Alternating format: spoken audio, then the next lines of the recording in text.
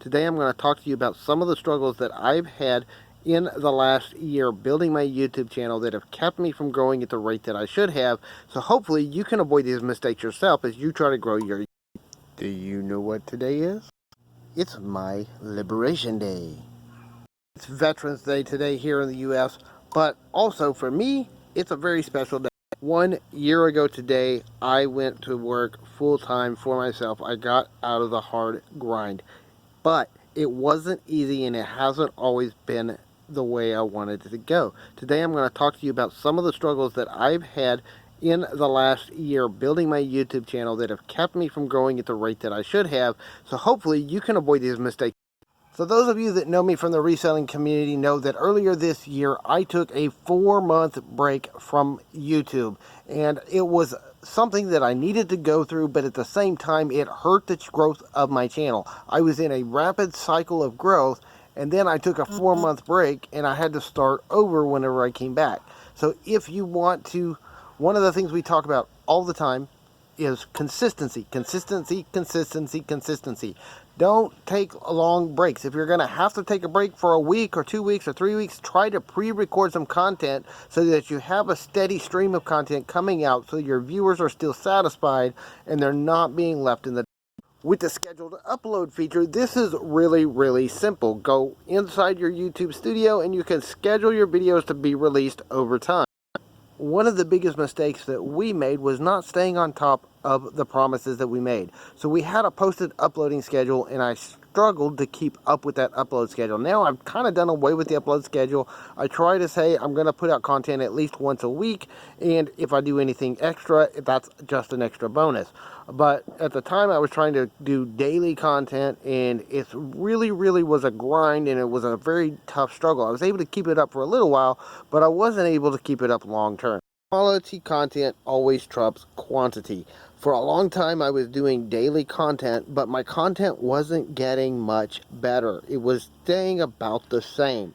When I backed off from doing daily content and started focusing on quality and learning how to edit better, I started getting better results from my content. Number 3 would have to be research. Do your keyword research. Find compelling keywords and create compelling titles that are going to give people a reason to click onto your channel. My early videos, I didn't do keyword research, even though I knew better, and they weren't well optimized. So learning how to do keyword research is absolutely essential so that you can drive people that are actually looking for the information you have to share.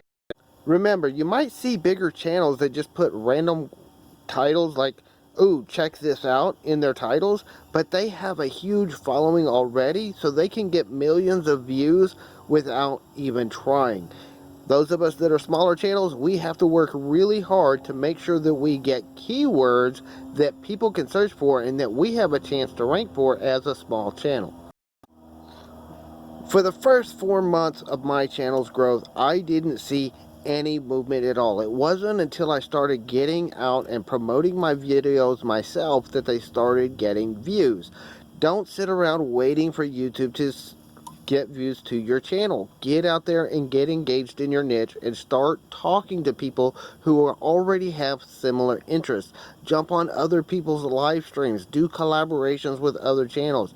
Get out there, network, and find the people that already have the audience you want and put your channel in front of them. It's one of the biggest things I've done that's allowed my channel to grow over the last year. One of the things that delayed us in trying to start our YouTube channel when we were first starting out was not having fancy gear and fancy equipment. I saw all this fancy stuff that other people had, and I didn't start for a long time simply because I didn't have it myself. Now I use my cell phone and I use cheap lighting. Right now I'm outside intentionally using my cell phone and using the sunlight as my natural lighting. All you need is a modern day cell phone. It doesn't even have to be the most up-to-date cell phone. The one I'm using right now is 5 years old. All you need is a cell phone that can record in at least 1080p and that you can use to create content for your channel. You can upgrade your gear as you go, but start with what you have.